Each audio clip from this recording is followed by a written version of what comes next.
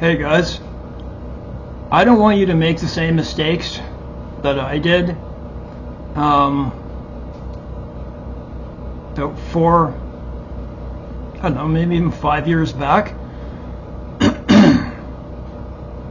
And I don't make these videos, I don't prepare them, I don't make notes, I don't do those things, and I don't edit this. Some of the videos I do editing with screen sharing and stuff like that, but I just believe from speaking from the heart and being in the moment. So that's tough for me because of my physical disorders, my abdomen, my throat, and my body. So pardon me while I try to discuss this. So welcome to the Heart of David. I know this isn't a biblical video, but it's biblical in nature in that the things that are going on in our world, and in 2 Timothy, the way that people will be in the end times. The end times could be 50 years, right? This began a long time ago, the way that people started to be, but it's so much worse today. And they're saying, where's the promise of his coming, right? So we know it's the last, not the last days, but the last hours.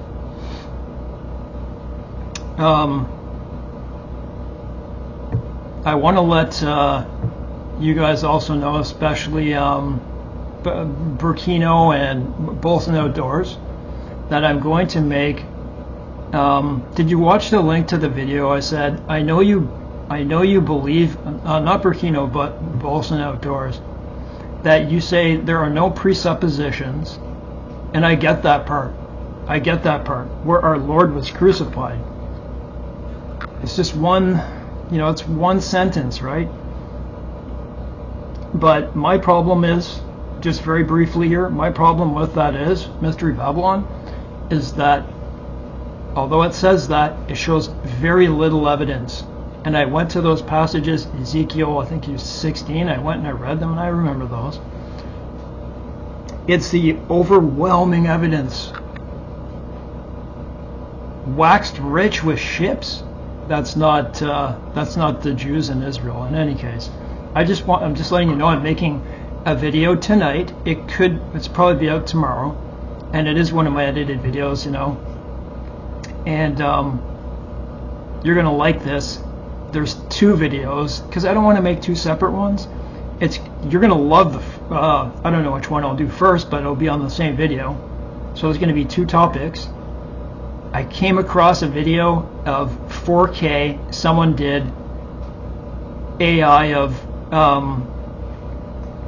the Kingdom of Heaven, and the way it begins is the way I saw it in my mind. Remember I told you picnic tables on like rolling hills and all that? Guys, you really want you to watch this because you'll like it. I hadn't seen a video like this. I have to show you it. And then the other one I'm going to show you the link, Bolson,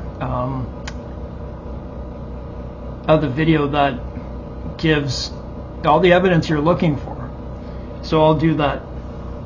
And I'll just say this, that we just agree to disagree, right? And I just believe that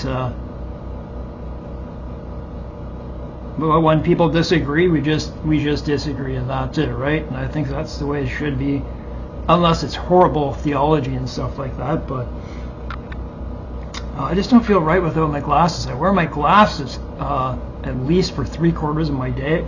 My head and my eyes feel naked.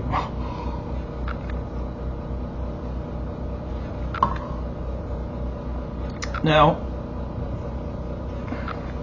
so you know what the topic is here. To be careful, especially around certain people. I don't like to point out psychological disorders, but you know the one, covert narcissism. That's the one I'm talking about, because that's the one I was affected by. Because the other one is outward and obvious, and you can see it, and it's objective. So is the other, but it's much harder to see. And there are other people on the cluster B that can really want to hurt you They want to hurt you, but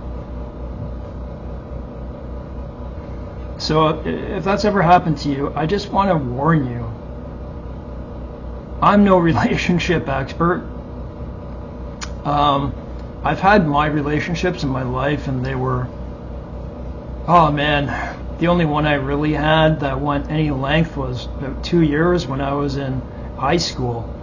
Really, until maybe I was like 20 years old, maybe like, I don't know, 17 to 20 or 18 to 20. I don't know, somewhere around then. And then through my life, I met all the wrong people, and they were relatively short relationships, in the number of months. I was a polysubstance abuser, so I didn't have much hope in life, and that's just the way it was. Meet someone at a pub. Not always, but a lot of the time it was. Now, I know what it takes to have a good, solid relationship. I do understand those aspects, and this isn't about why I do or don't. So, I mean, so some of that's obvious. You can just see me moving back and forth here. It would be tough to have one in the first place.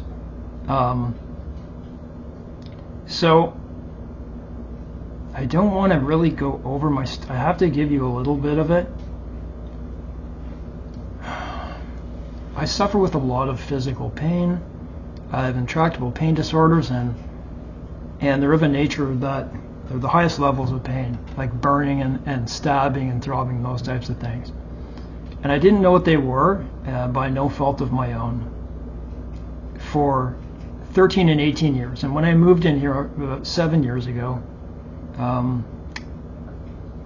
I had to learn to fend on my own and to take care of my, I was in a place where I had been bedbound and couchbound. That was my reality for about 9 years.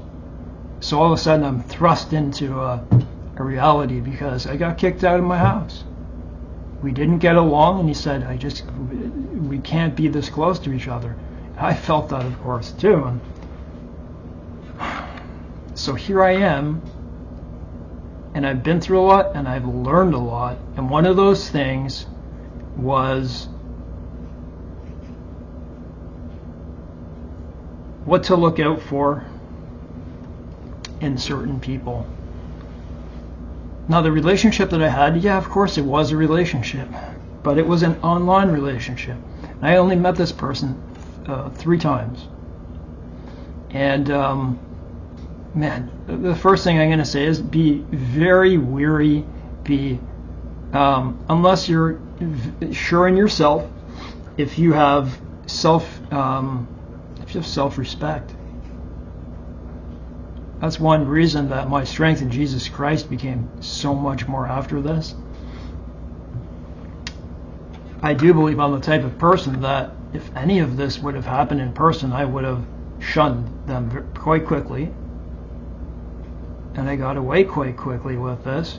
And this is for people that may not, or people that may walk into this. Yes, I was stunned. I felt really sick and it was in the worst time of my life when this person did this to me on purpose. So just know this before I start, that there are people out there, and it's enough of the population,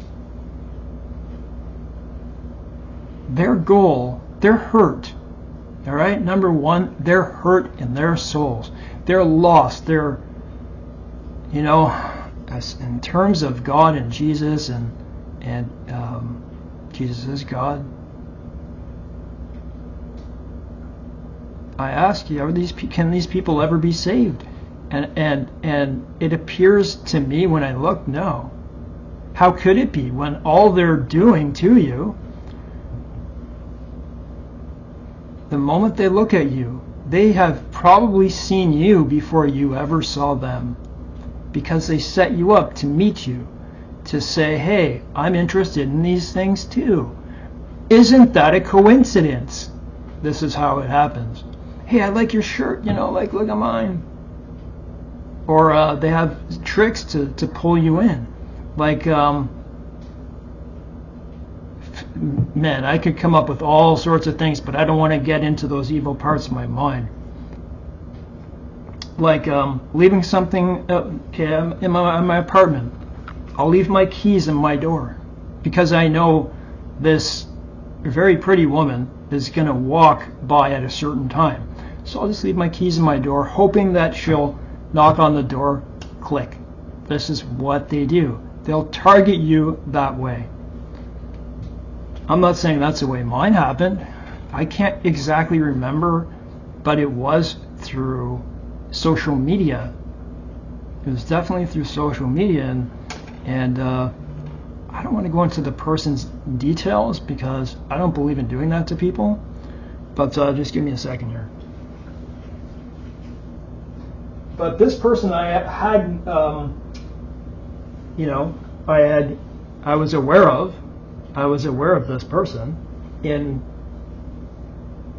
my youth.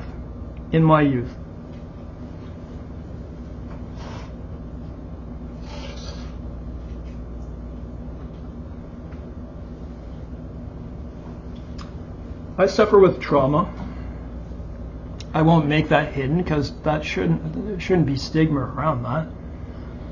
I think probably around all of us go through a trauma, but whether it affects us and interferes with our life is another thing. If it interferes socially or in all capacities of life, I hope that you can find a way to work that out. Because if you don't, you're going to get run over by certain things if you're not careful. And this is one of them. This is probably the biggest one. If you have like attachment styles and those types of things, like picture that I was with my parents for most of my life, and I was in a position where I was basically dying. It's like 100 pounds, man. Like my life wasn't going good. I was bed bound, couch bound. So I was used to that. And so learning those things, I mean, that's a big fire to go through. And even though I'm not still talking about what they are and what they do, these things are important to know. Resolve your traumas and talk about them and find out, who am I? What's my purpose in life? Who are you? Who am I? No, I'm just kidding. You know what I mean, right? That's another thing. Don't joke around all too much. That's one thing I learned in life. Because when people are always funny and joking around like that, you have to wonder if they're ever able to be serious about certain things, right? And people are like, oh, don't be well, I find the more serious a person is, the more they tend to get ahead in life, and you develop a certain maturity about yourself, but I don't want to get into too much of that. It's something that I had to learn. I see that on the side here. Yeah, it's ingrown. I'm trying to use warm compresses on that. What's next? If you don't have boundaries, I can't even begin to tell you. If you don't have personal boundaries, you're gonna get run the heck over. If you don't have personal boundaries, I'm training to be an addictions counselor, and I also do meetings too. I mean, I facilitate meetings, and so in these things we're learning about how to have proper boundaries. Because can you picture me in a room with someone who's trying to constantly cross my boundaries? I'm going to burn out very quickly, right? There's, your boundaries. You have boundaries around environmental in all different facets of your life. I won't go deep into that because you know what boundaries are. You know what your personal boundaries are. Don't let people get inside of them, because we are our own person And no one has the right to go within our boundaries. And I feel sorry for people who are stuck in environments where they can't get away from that, because in a lot of these cases, when people are left to their own device, they find out who they are, right? And it's like the isolation season with God, as they say. A lot of people talk about that, and that's true, because God wants to isolate you. So, why isn't this working out? Why isn't this business working out? How come this person doesn't seem to like me and all that? Because it's really God. He wants you to learn who you are. So, talk about your traumas,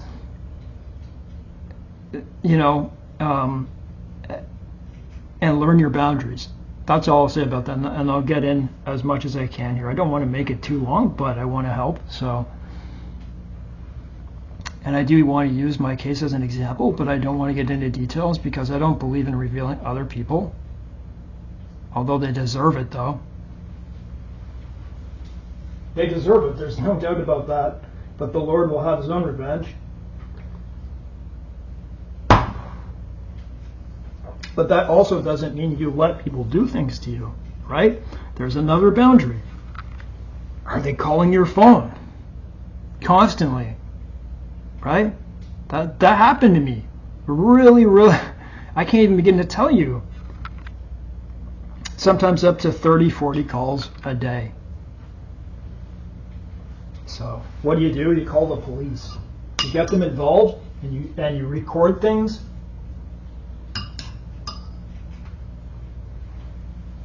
This own video is a record of me trying to warn you and tell you of things that have happened to me, so I can look back and say, hey, look, I'm trying to teach people what to look out for. They'll do things to you. So I want to go to the beginning here. So you meet them, whether it's up close in person, right, or whether it's online.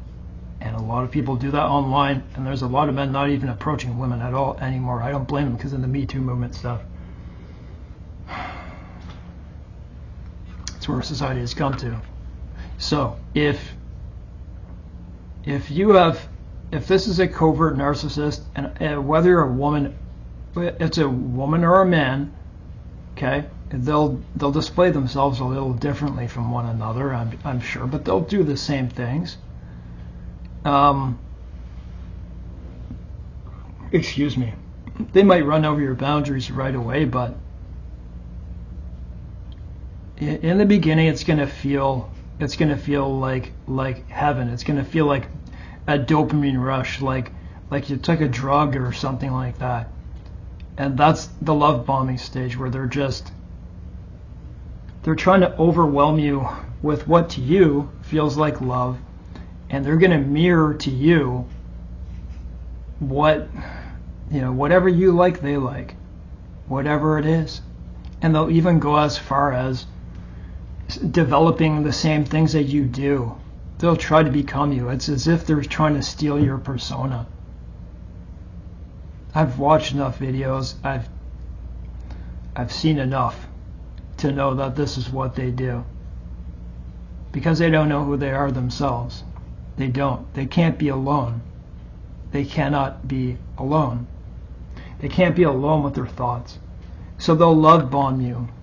That's usually the first stage, and it feels really good. And who knows how long that lasts, right? Who knows how long? What you have to be careful of, and you see, I wasn't oblivious. I wasn't stupid. I was stupid for not acting upon this, but I saw the red flags. Multiple dads, just social troubles and crisis. And they may try to spin all types of webs and stories around their life to convince you, to make it seem as if it's other people's fault. Everything they went through, this is in the beginning, every boyfriend, man, they'll pester on their boyfriend or their girlfriend to make it seem like it was their fault when in fact it was them. So there's red flags, things like that, you know, multiple dads, whatever it is, things like that. You'll know the red flags in the beginning. I got to take a second to think of some other things.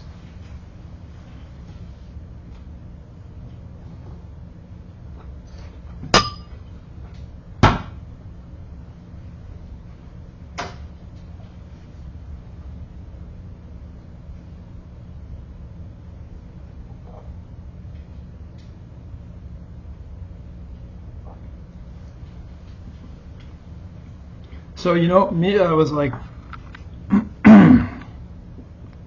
don't really want to say this to give them anything. I'm sure they watch all my videos. Who knows? Maybe even their family does. Man, they team up in families. Do you know that? I'm not saying everyone does, no. But they make it a game. There can be a narcissistic family. And so this woman, she was quite pretty. And, you know, God looks at the heart and stuff like that. I don't want to give that to them. But they were. And I was taken in by that for sure. Be careful of the stories that they're telling you. Be careful of the red flag. You should know what a red flag is. But I would go and look to see what those are. You know, you'll probably see that there were crises in their life. They'll tell you all sob stories, and they'll become a victim. It seems like they'll become a victim, and I'm not saying they won't. You know, I was in a spot where I was dealing with very serious pain diseases, and no, I have one pain disease. One is truly called a pain disease. It's in my spine. The others are just intractable pain disorders, but with those, and they were out of control, I was in a place where I was kind of like my guard was down. And I really wanted, you know, like I was in a place where I wanted to speak to a woman, to have a female companion like that, even if it was an hour away.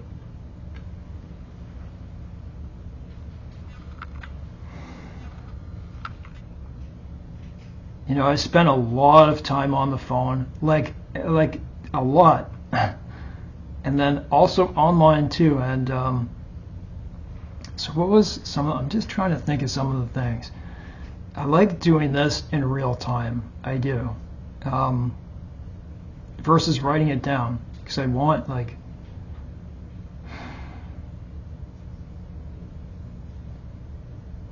Try saying no.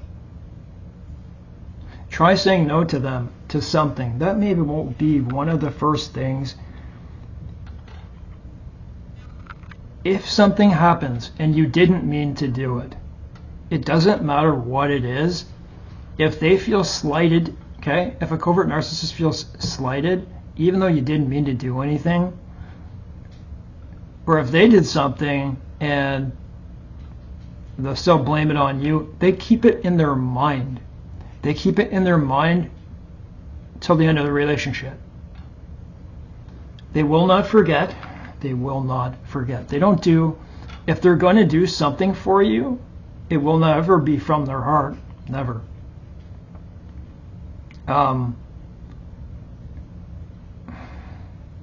I said, I just remember when it got to the point of arguments and all these things, I remember it got to a point where I had done so much for this person, okay? I'm not the type of person to say I did this, but it got to such a level of unthankfulness and crisis and arguments. And I was telling them, I have the capacity to stop these arguments right now, but they spin a web and a web and a web, and you're spinning and spinning in it, because that's what they want to do to you, to confuse you.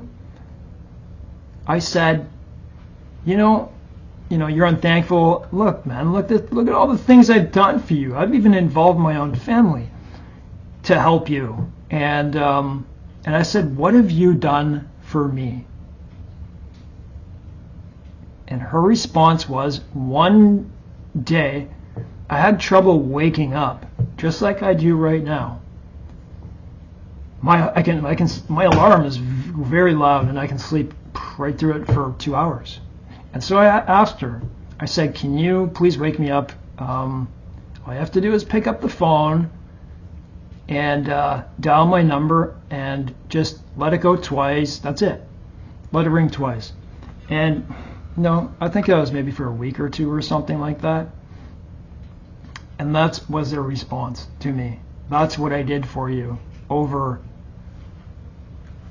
I don't know what it was, a year and a half, 2 years or something. Probably not 2 years, but coming up on it. And right then I was just like, man, I can't believe this person. Like, you have a really, really dark heart. It doesn't even seem like you have a heart.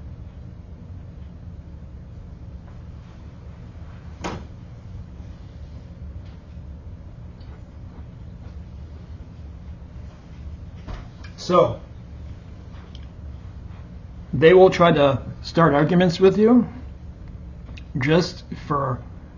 they feed off of negative and positive energy because they probably grew up that way. And yes, something happened to them in their childhood. They were abandoned, they were abused, they were some of these things, and in some cases, maybe even not. There's a lot of genetics at play and those types of things, and nature versus nurture stuff. I don't want to get into that. They are what they are. And there was one thing that happened, and I'm not going to say what it was, but it wasn't my fault. I'm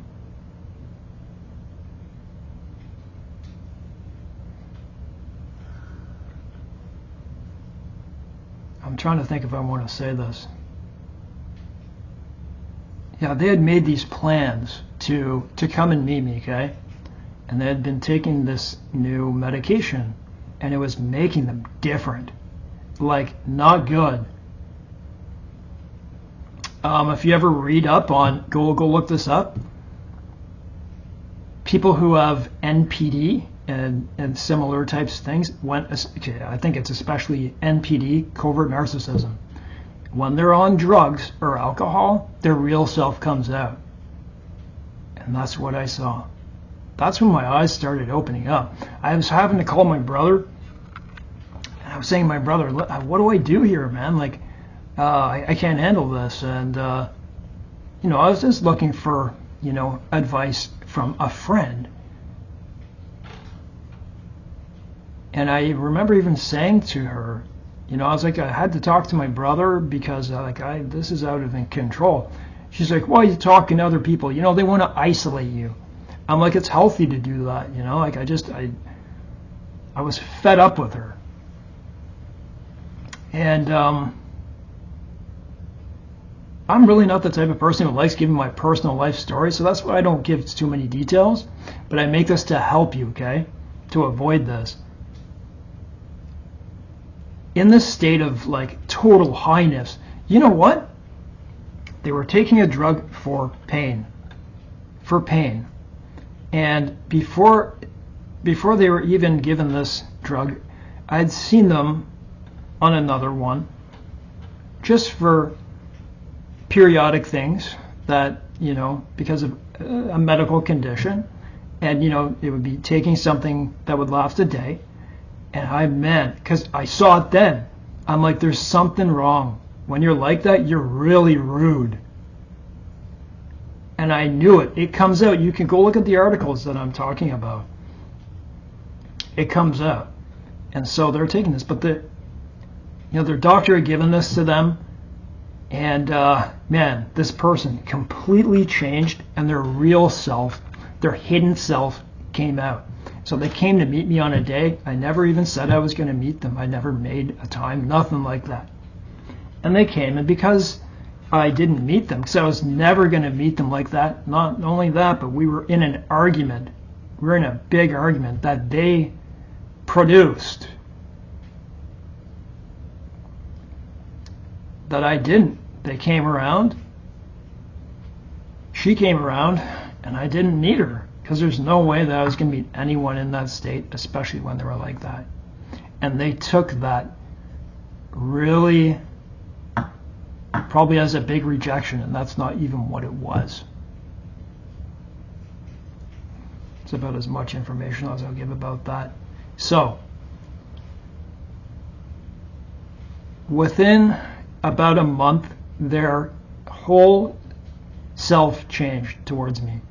One day I wake up, and it was, wake up, go on Facebook, hey, how you doing, all those beautiful things, cute emojis and stuff like that. And really, when I look back at it, the things that they were saying were so fake. They were fake and plastic, man. There was no real love there at all. I know what love is, and that's not what that was. So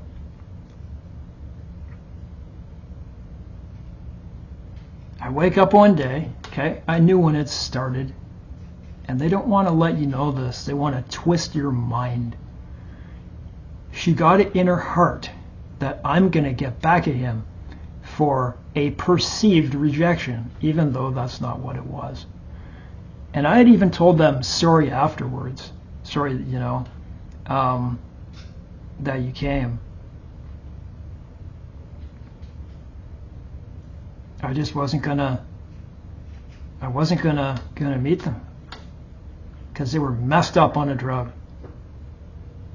In any case, I don't want to say too many things, because I know that they watch every one of my videos still, because they're looking for a way to hurt me, to get revenge. They're still doing that, and they'll do that for the rest of my life. This is what they do. They follow people. That's what they do. They'll try to mess around with you. They'll try to find a little crack somewhere where they can get in, find information about you, and extort you. That's what they do. So if you won and got away from them first, you best believe they're tracking you. If you don't believe me and you've never been in one of these relationships, you know nothing.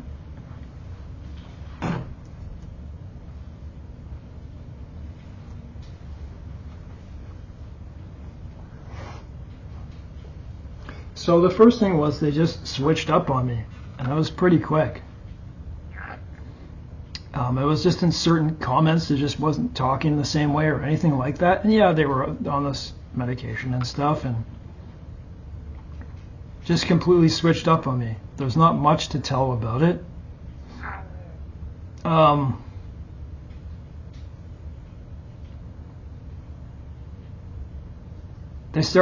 She started to gaslight me.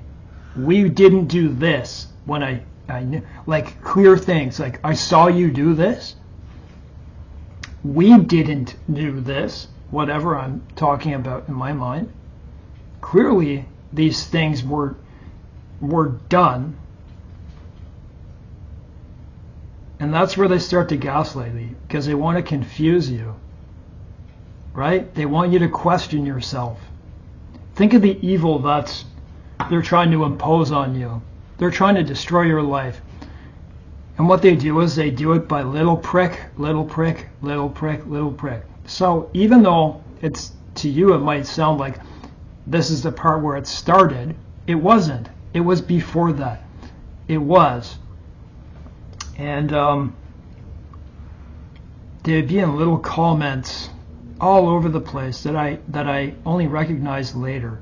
Little slights like, oh man, they were fishing for comments.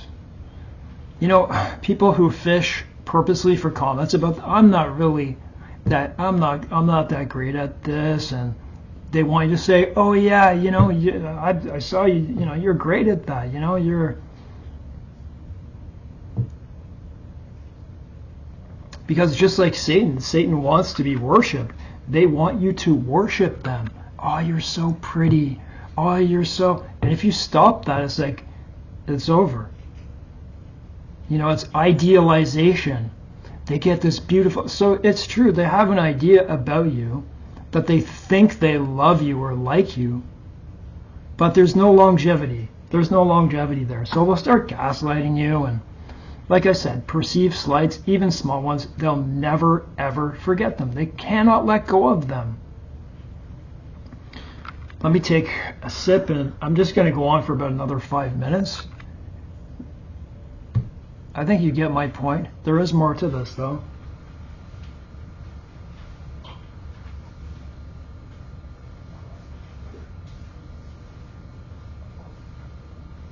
You know what another thing is? Maybe this has happened to you, and you're only whether you were discarded or whether you discarded them. I hope you discarded them.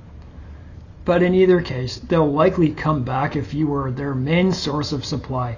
So you're like an electrical source to them, and they need to live off this electricity. And they don't care if it's negative or positive, because most likely in their youth, it was, there could have been abuse and the same negative type of stuff. And they learn to deal with those things. They learn to deal with arguments. They like being in that environment. I'm not saying every one of them, but the majority of them, they like that. They like being in it. They like drama. They're cluster B, the dramatic disorders. The drama disorders.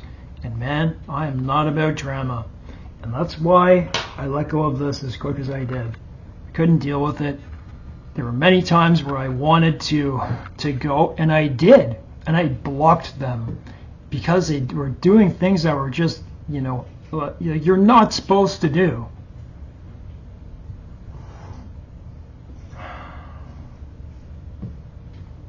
So, me here talking about this, okay, and if I wanted to, I could start making narc videos, but I don't want to do that. But every once in a while I'll make this to warn you. I believe we're in a time where there's a lot of information about this, and a lot less people are being affected by it. They're going to have a swift end. They're going to have a very swift end. You can see the times around us. The end is coming, and that evil will no longer be. But they don't want you. They want you to feel afraid to get up and speak about this. And if you're a woman and you came out of a really abusive, maybe you don't want to do that. Maybe you should call the police. Maybe you should speak to certain people to help protect you. Maybe you should get a restraining order. You probably should, in the very least.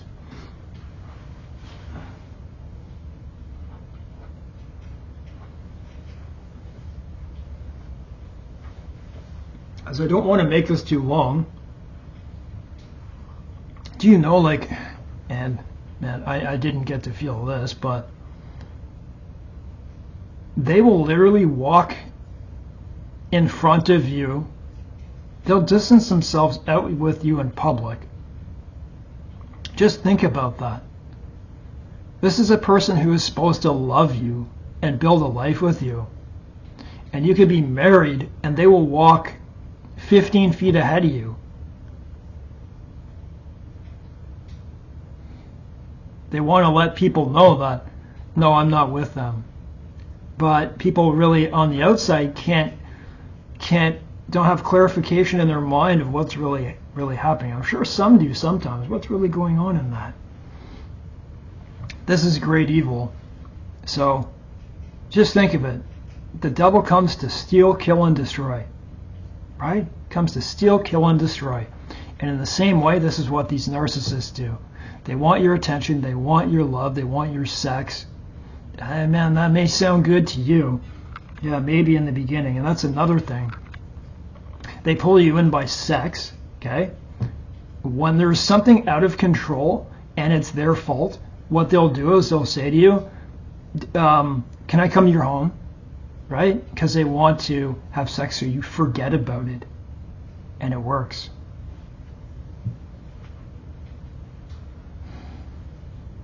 They want to they want to be in the dominant position all the time. That is their goal. That's the goal of the devil, man. They want to be the dominant one. They always want to be right. Like It's a competition. It's a competition. Beware, man. Beware of this type of thing. Is there anything else I should say?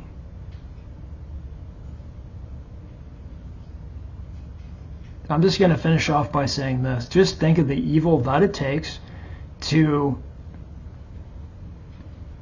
A crime is worse, like breaking into a home, robbing a bank, killing someone, and you pre-planned it, right? It makes it about twice as worse. To the law it does, because you plan to do it. It's no different with this, and I don't understand why there are not laws with covert narcissists. I don't know why there is. The evils that they do to you, their plan is to, in the end, to destroy you psychologically, to gaslight you, to confuse you, to make you feel like you're not worth anything. And I'm sure in many thousands, if not millions so far, I can't imagine how many suicides on this planet.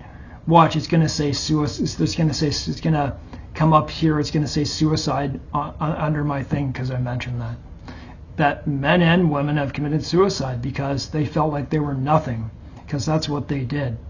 And I was going through, yes, I suspect myocarditis, but it was also my gallbladder from Moderna, and it was at a time I went down to 100 pounds. Man, I was so ill for an extended period of time, and this person was trying to bring me down during that time because they felt slighted, and because it was their plan anyways. But you know what? God had another idea. So if you're now I'm in the position where, let me think about that one. Give me a second, because it's important, and I want you to learn this.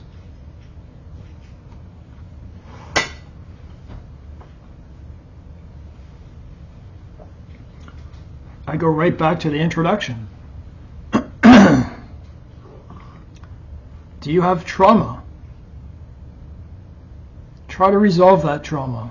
Try to figure out what went wrong in your life, what it is that's making you feel so uneasy around people, around yourself. You are not your trauma. Your trauma is just an experience that you went through, and you can change those things. But learning your boundaries in life, both environmentally, personally, in every capacity in life. Hey man, don't come so close to me. Don't say that to me. You learn your boundaries when you're talking to people. Don't wake me up so early, or those types of things. Ways that people treat you while you're on the phone, companies you deal with. Learn your boundaries and try to resolve your traumas, because once you do those, you strengthen your inner self. And my hope is that you can learn what these red flags are first when you meet someone. You'll see them. They'll always show themselves. I would doubt if there's any case where they didn't give at least a couple or a few. And they'll probably persist. They can only put up this act for so long before they feel like they're going crazy. And what happens is things start to expose themselves. They know it. And they want to make a soul tie with you by cementing it with sexual activity. So when you have sex with someone, they're like, something happens, and you're trying to let go. Well, we had sex. And so if you're a really good person, right? If you're a really good person, then that's another thing. They go after people with good spirits, good hearts. Those are the people they go after. Empaths. Beware. And that's why I wouldn't, if for some reason God sent me my dream wife, my boundaries are, you have to be born again, and I'm going to see it because I have good discernment. And it would have to be someone who doesn't care about the struggles that I face, right? And same the other. You work together as a team. That's what you do. And you love the Lord together, and you talk about the Lord. In doing so, you can avoid a lot of stuff. Not to say you're not going to have problems, but you understand my point. And I'm not saying that born again believers have, but I'm sure relationships are much better than a lot of them. So anyways, guys, and the statistics say so. What was it? Billy Graham mentioned this. This was in 1981 when he said this, or 1981 or 89. It was in Toronto. He was in Toronto in their baseball stadium, and he said, I have a good memory. He said the statistics were that Christians versus non-Christians for marriage, the divorce rate was almost 50% back then too, eh? And well, it was very high. I'm pretty sure it was close to that. I'd have to look at that again, because I would have to bring that video back up to go through it to see it. But the divorce rate has always been quite high in the last, say, 40 years. Since that time, it really has been, and it's very high now. But Christians, so what was it, 50%? Christians' divorce rate was 1 in 400. Go look that up. I'm sure you'll find that evidence. 1 in 400. That says a lot. And even though they're Christian households, doesn't mean they're saved. So if they're born again, that means that those people are always going to be talking about the Lord. And that's my own dream. I'm not saying I'm looking for a woman, and where I am in my life, I probably couldn't anyways, with 2 schools and dealing with this pain, man.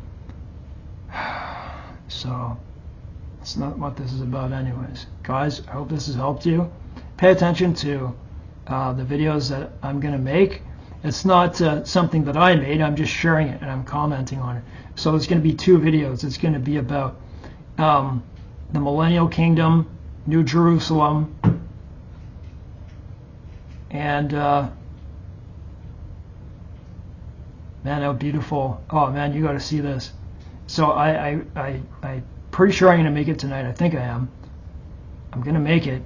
And then the other one is about how the United States is Mystery Babylon. Bolson, watch it anyways. God bless.